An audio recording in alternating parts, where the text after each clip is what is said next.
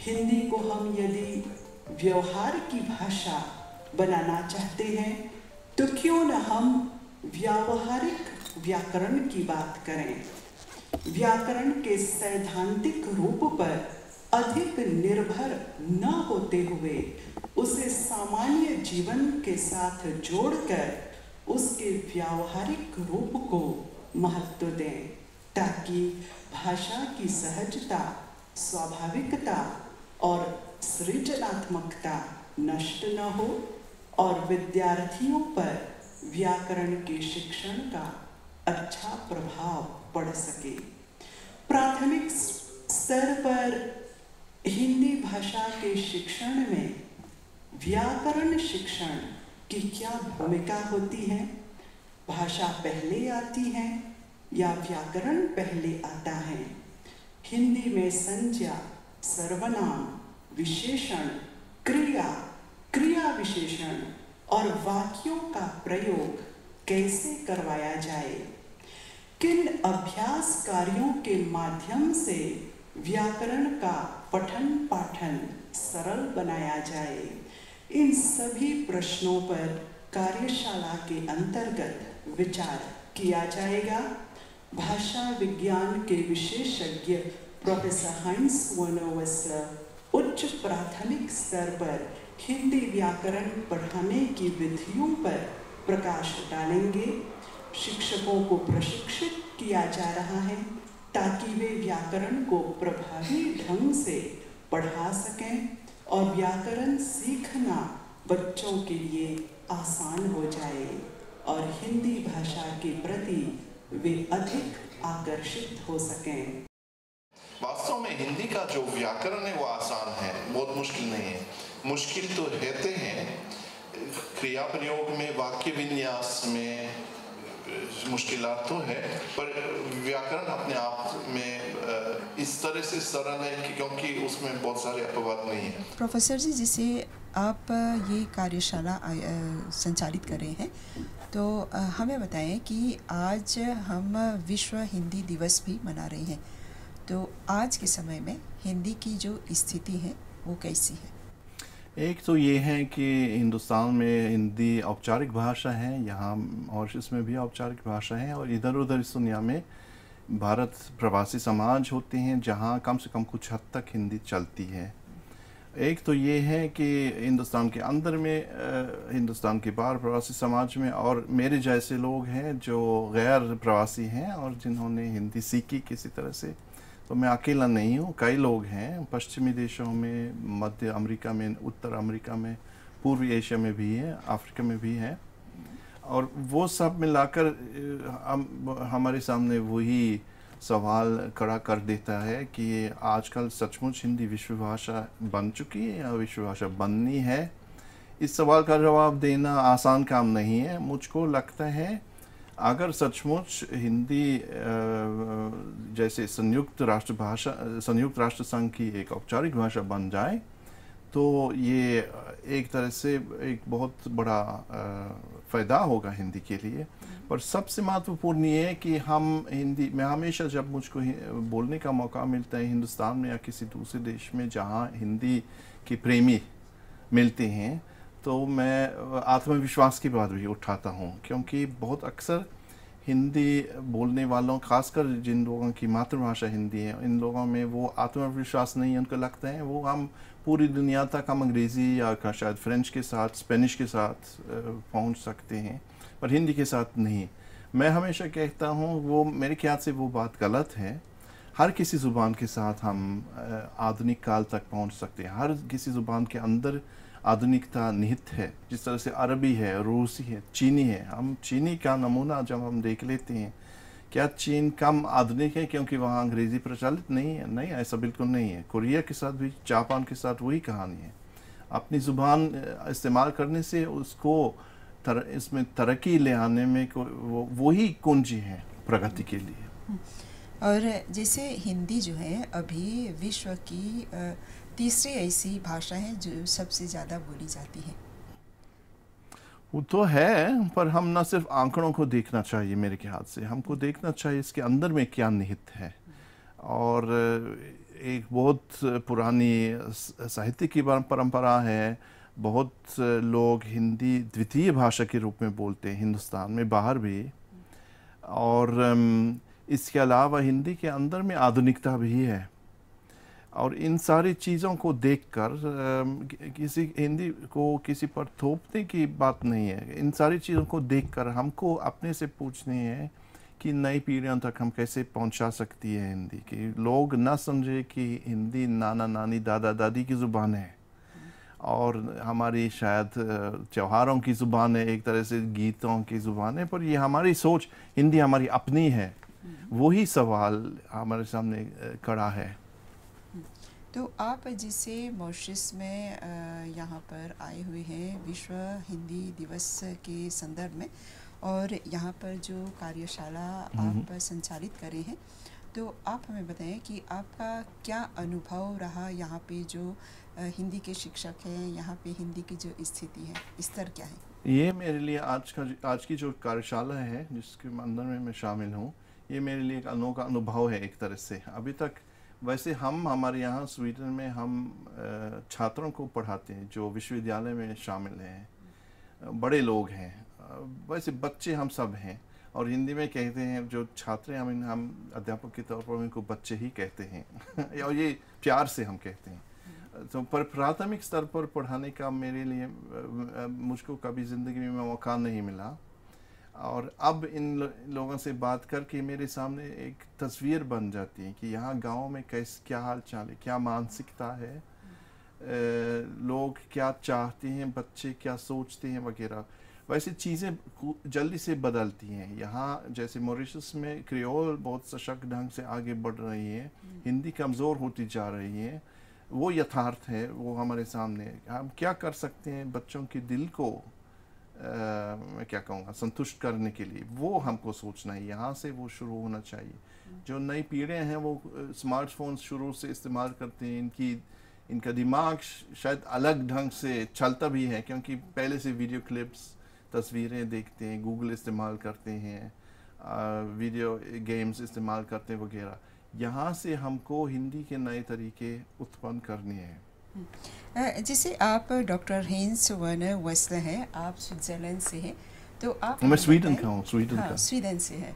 हाँ, तो आप हमें बताएं कि हिंदी में आपकी रुचि कैसे बनी? वो ऐसी, वैसे मैं पैदाइश से मैं जर्मन हूँ। उस वक्त जब मैं 15 साल का लड़का था, मुझे कुछ नहीं मालूम, बहुत छोटा था, मैंने हेमन हेसे का एक उपन्यास पढ़ा, वो सिद्धार्थ के नाम से, लगभग भगवान बुद्ध की ज़िंदगी पर आधारित एक उपन्यास। तो उस तरह से मेरा दिमाग एकदम से खुलने लगा कि हमारी संस्कृति के बाहर दूसरा कुछ है। वैसे इंसान हम सब हैं, फिर भी अलग अलग संस्कृतियां हैं, इसके बारे में मैं कुछ ज़्यादा जानना चाहूँगा। और फिर कुछ 1-2 साल के बाद मुझको पता चला कि हमारे यहाँ इंडोलॉजी के नाम से एक विषय है विश्वविद्यालयों में, जहाँ भारतीय भाषाओं की पढ़ाई होती है, तो उसमें जाना चाहता था। उस वक्त चीनी ज़ुबान की बड़ी फैशन होती थी, और चीनी ज़ुबान के साथ ये वो एक तरह से अभी भी फैशन है, क्योंकि चीनी के साथ लोगों को नौकरी मिलती है। वो हिंदी के साथ ये सबसे बड़ी कमज़ोरी है कि एक नौकरी का बाज़ार बहुत सीमित है, विदेश में ख़ासकर। पर मैंने वो नहीं सोचा था उस वक्त मेरे अंदर में बस वही पागलपन था कि वही मैं सीखना चाहता हूँ। फिर संस्कृत और हिंदी और उर्दू और कुछ गुजराती, कुछ बंगाली भी सीख ली। वो सब मेरी ज़िंदगी बनी इस तरह से, वो मेरा भविष्य भी बना। अब प्रोफेसर बन गया और मैं शिकायत नहीं करूँगा। और आपने इसमें पीएचडी भी की है? हाँ, पीएचडी करना था। वो वैसे अगर आप विश्वविद्यालय में कुछ बनना चाहते हैं तो फिर पीएचडी ज़रूर करना है, पोस्टडॉक भी करना है, हर साल में कुछ प्रकाशित करना है अलग अलग ज़ुबानों में, जो जिसकी गिनती होती है हमारे विश्वविद्यालय में पब्लिश और पेरिश कहते हैं ना और संगोष्ठियों में शामिल होना है। पर ये मेरा हिस्सा ये मेरी ज़िंदगी बनी और मैं खुल गया। मैं ये कह सकता हूँ कि हिंदी के साथ और दूसरी भारतीय भाषाओं के साथ मेरा व्यक्तित्व बना, जो मैं हूँ आजकल वही है। उसका काफ़ी एक योगदान है भारतीय संस्कृति का और भारतीय भाषाओं का। यानी आप हिंदी पढ़ाते हैं? मैं बहुत कुछ पढ़ाता हूँ, हिंदी पढ़ाता हूँ, उर्दू भी, इधर उधर संस्कृत भी पढ़ाता हूँ। सांस्कृतिक इतिहास बहुत कुछ करना है हमको, क्योंकि हम बहुत कम लोग हैं, छोटे ग्रुप से जो पढ़ने के लिए आते हैं बच्चे, और हमको बहुत कुछ करना है उसमें। मैं कुछ साहित्य शास्त्र भी पढ़ाता हूँ। कई चीज़ें हैं जो मुझको कभी कभी हमारे कोलीग्स के साथ पढ़ाना है। जैसे हमारा बड़ा एक संस्थान है जिसमें प्राच्य भाषाएं पढ़ाई जाती हैं। उसमें अरबी है, फ़ारसी, तुर्किश, चीनी और हिंदी, ये मुख्य भाषाएं हैं। इसके अलावा और भी कुछ है, तो हम साथ साथ भी पढ़ाते बच्चों को। तो हमारे हिंदी के छात्र, अरबी छात्र और फ़ारसी के छात्रों के साथ में बैठे हैं, और यानी पढ़ाने का माध्यम ज़्यादातर स्वीडिश ज़ुबान है इसमें, इस तरह की क्लासों में, जैसे साहित्य शास्त्र और इस तरह की चीज़ें। यानी जहाँ तक हम समझ रहे हैं कि स्वीडन में जो है, जो हिंदी भाषा है, इससे जुड़ी जो अन्य भाषाएं हैं, उसमें दिलचस्पी है लोगों की। दिलचस्पी है हमारी क्लासों में। मान लीजिए पहले साल में ऐसे 25-30 छात्र शुरू करते हैं। अगर आप पूरी आबादी को देखते हैं तो ये बहुत ही कम है, फिर भी क्लासेस चलती हैं।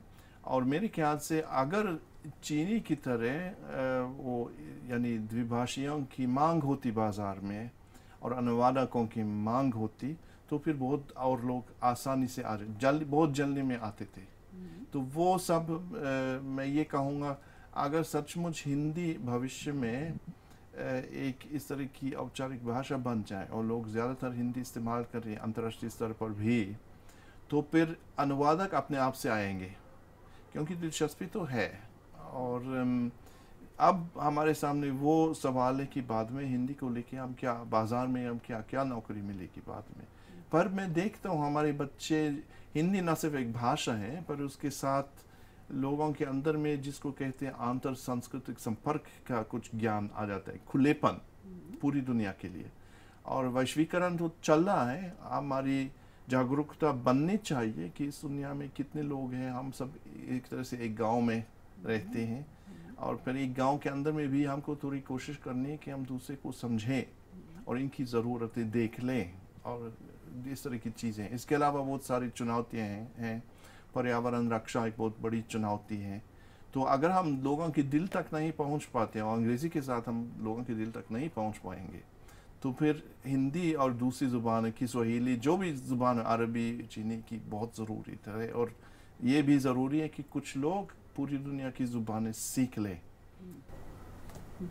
और जिसे हर साल 10 जनवरी को हम विश्व हिंदी दिवस मनाते हैं, और आपसे ये इस समय जो बातचीत हो रही है विश्व हिंदी सचिवालय में आपसे ये बातचीत हो रही है, तो हम आपसे ये मांग करेंगे कि आप संदेश के रूप में क्या देना चाहेंगे जहाँ तक हिंदी का प्रश्न है। ऐसे संदेश देने में मैं बहुत अच्छा नहीं हूँ मैं मानता हूँ ये बहुत ज़रूरी है। देखो, हिंदी के अंदर में आधुनिकता निहित है। हिंदी को अपनाओ, जो भी परेशानी है, खासकर नई पीढ़ी के सामने मैं ये कहूँगा, जो भी परेशानी, जो भी सोच है, उसको हिंदी में अगर करना चाहोगी तो इस्तेमाल करो इसको। हिंदी तुम्हारी है, ले लो, इसको आगे बढ़ाओ और खुश रहो। तो डॉक्टर जी, आपको हम बहुत बहुत धन्यवाद देते हैं। शुक्रिया। शुक्रिया, आपको भी धन्यवाद। श्रीमती माधुरी जी, जैसे आप विश्व हिंदी सचिवालय की उप महासचिव हैं, तो हमें बताएं कि जब हम हर साल 10 जनवरी को मनाते हैं विश्व हिंदी दिवस, फिर है हिंदी दिवस, इन दोनों में क्या फ़र्क है? प्रथम विश्व हिंदी सम्मेलन का आयोजन 10 जनवरी सन 1975 में हुआ था, और इसी सम्मेलन में हिंदी विश्व भाषा के रूप में सामने प्रकट हुई थी। फिर 2003 में सूरीनाम में आयोजित 7वें विश्व हिंदी सम्मेलन में यह प्रस्ताव रखा गया कि हिंदी के विश्व रूप को विकसित करने के लिए विश्व हिंदी दिवस मनाया जाए। तो भारत सरकार ने इस प्रस्ताव को स्वीकार किया और यह घोषणा की कि ऐतिहासिक तिथि 10 जनवरी को विश्व हिंदी दिवस के रूप में मनाया जाएगा। भारत सरकार सन 2006 से विश्व हिंदी दिवस मनाती है, और आज तो विश्व भर के अलग अलग देशों में हिंदी का प्रचार करने वाली संस्थाएं और भारतीय दूतावास मिलकर विश्व हिंदी दिवस के अवसर पर विशेष कार्यक्रम का आयोजन करते हैं। विश्व हिंदी सचिवालय सन 2009 से विश्व हिंदी दिवस मना रहा है और 14 सितंबर भी ऐतिहासिक तिथि है। इस तिथि को भारत की संविधान ने हिंदी भाषा को राजभाषा के रूप में स्वीकृत किया था और यह प्रयास तब से जारी है कि हिंदी का प्रसार हो भारत के अलग अलग प्रांतों में, प्रदेशों में, और व्यवहार की भाषा बने हिंदी।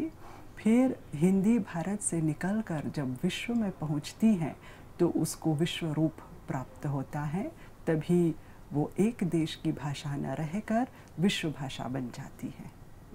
तो विश्व हिंदी सचिवालय की जो उपलब्धियां हैं, जो भूमिका है, उस पर कुछ स्पष्टीकरण आप देना चाहेंगे? जी, विश्व हिंदी सचिवालय मुख्य रूप से 2 प्रकार से कार्य करता है।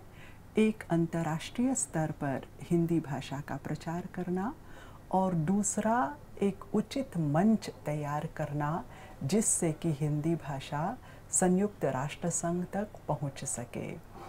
तो अंतर्राष्ट्रीय स्तर पर हिंदी का प्रचार करने के लिए हम सबसे पहले प्रकाशन करते हैं अलग अलग पत्रिकाओं का। हमारे यहाँ 3 पत्रिकाएं प्रकाशित होती हैं। एक वार्षिक शोध पत्रिका है विश्व हिंदी पत्रिका, जिसमें विश्व भर के हिंदी शोधकर्ता अपने आलेख भेजते हैं और उनके आलेख हम प्रकाशित करते हैं। और दूसरी पत्रिका विश्व हिंदी साहित्य, तो विश्व भर के हिंदी लेखक और साहित्यकार अपनी साहित्यिक रचनाएं भेजते हैं और हम विश्व हिंदी साहित्य में प्रकाशित करते हैं। और तीसरा है एक सूचना पत्र, तो उस सूचना पत्र में विश्व भर में जो हिंदी से संबंधित गतिविधियां होती हैं उन गतिविधियों की रिपोर्ट हम सूचना पत्र में विश्व हिंदी समाचार में देते हैं। तो यह रही प्रकाशन की बात। फिर दूसरी ओर हम गतिविधियों का आयोजन करते हैं। एक तो हमारे यहाँ मॉरिशस में मासिक रूप से गतिविधियाँ होती रहती हैं जिसमें छोटी उम्र के बच्चों से लेकर किशोर, युवा, शिक्षक, लेखक, हिंदी प्रचारक सभी लोग भाग लेते हैं। और दूसरा हम ऑनलाइन गतिविधियों का भी आयोजन करते हैं, वेबिनार आदि, जो भारत के केंद्रीय हिंदी संस्थान और वैश्विक हिंदी परिवार के सहयोग से होता है। हर सप्ताह एक वेबिनार का आयोजन किया जाता है जिसमें विश्व भर के हिंदी विद्वान और हिंदी प्रेमी भाग लेते हैं। वक्तव्य भी होता है, परिचर्चा भी होती है और हिंदी को मौखिक रूप से भी हम प्रयुक्त करते हैं और उसका प्रसार करते हैं। और जैसे हमने देखा कि कार्यशालाओं का भी आयोजन किया जाता है और हमें ये मौका मिला डॉक्टर हिंस से बात करने का, तो आप हमें बताएं कि इस तरह का जो आयोजन किया जाता है इससे किस हद तक शिक्षकों को लाभ होता है? जी, वास्तव में हम साल भर में विशेषकर छुट्टियों के समय में शिक्षकों के लिए कार्यशाला का आयोजन करते हैं। अभी हाल में हमने पूर्व प्राथमिक शिक्षकों के लिए हिंदी में बाल गीत गायन पर 2 दिवसीय कार्यशाला का आयोजन किया था और उसमें सरकारी पूर्व प्राथमिक पाठशाला और निजी प्राइवेट पूर्व प्राथमिक पाठशालाओं के भी अध्यापक भाग लेने आए थे। उन्हें हमने लगभग 30 बाल गीत सिखाए थे और अपनी पाठशालाओं में जाकर उन्होंने बच्चों को सिखाया था। फिर हमने प्रतियोगिता का आयोजन किया था और पूर्व प्राथमिक स्तर के बच्चों ने उस प्रतियोगिता में भाग लिया था और यहाँ पर आकर हिंदी से मंच से हिंदी गीत प्रस्तुत किए थे। तो इसका लाभ बच्चों तक पहुँचता है।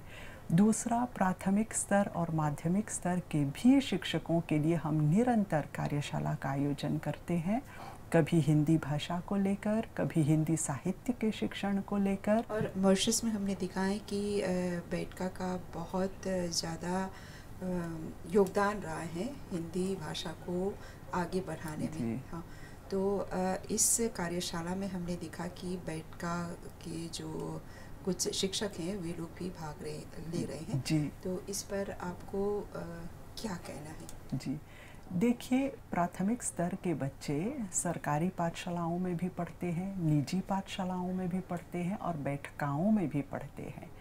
तो इसीलिए जब हम कार्यशाला का आयोजन करते हैं तो तीनों ही पाठशालाओं, चाहे सरकारी हो, निजी हो या बैठका हो, तीनों के शिक्षकों को एक साथ एक जगह पर एकत्रित करते हैं और सब को प्रशिक्षित समान रूप से किया जाता है, ताकि जो ज्ञान किसी एक को मिले तो दूसरे को भी बराबर मिले और बच्चे स्कूल में भी सही ढंग से पढ़ें, बैठका में भी सही ढंग से पढ़ें और अगर निजी पाठशाला में जा रहे हैं तो वहाँ भी उचित विधि से हिंदी का पठन पाठन हो। इसीलिए सबको सम्मिलित करके हम चलते हैं। आप जो हैं बैठका में हिंदी पढ़ाती हैं? जी, मोका फ्लैग सरोज संघ में मैं हिंदी पढ़ाती हूँ। तो अभी के समय में बैठकाओं की क्या स्थिति है और बच्चों में किस तरह की रुचि आपने देखी है?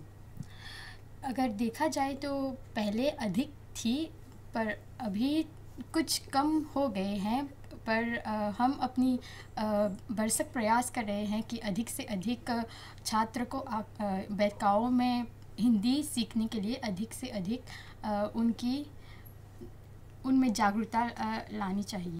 इस कार्यशाला से बहुत ही लाभ मिलते हैं, जैसे कि हमें यह मार्गदर्शन मिलता है कि बच्चों को किस प्रकार से सिखाया जा सकता है, किस माध्यम से बच्चों को सिखाया जा सकता है, जैसे चित्रों के द्वारा, श्वेतपत्र पर लिखना, उनको यह समझाना कि पर्यायवाची विलोम शब्द, उनको अलग अलग शब्दों समझाना, जैसे एक शब्द के माध्यम से बहुत शब्द आ जाते हैं। अभी के लिए बहुत कुछ नयापन आ रहा है। बच्चे जो हैं मतलब कि बहुत ही ये डिजिटल लर्निंग पर ध्यान दे रहे हैं। सब कुछ वैसा ही है, लेकिन कुछ कहेंगे कुछ परिवार हैं जो अपने बच्चों को हिंदी की ओर प्रेरित नहीं करते हैं, तो फिर भी उनसे अगर बात करेंगे तो वे लोग मतलब कि मान जाएंगे, क्योंकि हिंदी जो है वह एक बहुत ही आसान भाषा है। हिंदी की पढ़ाई के लिए रुचि मतलब कि उस बच्चों में रुचि लानी चाहिए। जब वे उस भाषा में रुचि रखेंगे तो बहुत ही बच्चे हिंदी पढ़ेंगे। कोई मतलब कि ऐसा बच्चा नहीं होगा जो हिंदी को पसंद नहीं करेगा। यह अध्यापकों पर निर्भर है किस प्रकार से अपनी कक्षा को रुचिकारक बनाएंगे। जैसे अभी हिंदी की जो स्थिति है मॉरिशस में, आप विश्व हिंदी सचिवालय का प्रतिनिधित्व करते हैं, तो आप हमें बताएं कि स्थिति क्या है अभी? हाँ, देखिए, मॉरिशस में समय के साथ भाषा को लेकर परिवर्तन हुआ है और यह सर्वविदित है कि औपचारिक भाषा अंग्रेज़ी है और बोलचाल में फ्रेंच का बहुत प्रयोग किया जाता है। तो इन दोनों भाषाओं का महत्व है, परंतु साथ ही यह पहचानने लगे हैं लोग कि हिंदी भाषा भी बहुत महत्वपूर्ण है, क्योंकि यह विश्व की तृतीय सबसे बोली जाने वाली भाषा है और भारत की सबसे व्यापक भाषा हिंदी है। तो आने वाले वर्षों में हिंदी का महत्व और भी बढ़ने वाला है, तो इसकी पहचान धीरे धीरे होने लगी है। और हमने यह भी देखा कि पिछले वर्षों में विश्व हिंदी सचिवालय की गतिविधियों में भाग लेने वाले मॉरिशस के बच्चों की संख्या बहुत बढ़ी है। एक ओर अध्यापक भी उन्हें प्रोत्साहित कर रहे हैं, दूसरी ओर विश्व हिंदी सचिवालय भी अध्यापकों के साथ और बच्चों के विद्यार्थियों के साथ निरंतर जुड़ रहा है। नेटवर्किंग बहुत ही सशक्त रूप से हो रहा है। तो इन सब का प्रभाव है और एक परिवर्तन हो रहा है। तो जिस भी विधि से हम हिंदी का प्रचार कर रहे हैं, यह ध्यान रखते हैं कि वह विधि आधुनिक हो और परिवर्तनकारी हो। तो विश्व हिंदी दिवस के संदर्भ में आप के साथ ये भेंट वार्ता करने का मौका मिला, आपको बहुत बहुत धन्यवाद देते हैं। धन्यवाद आपको। नमस्कार। जी, नमस्कार।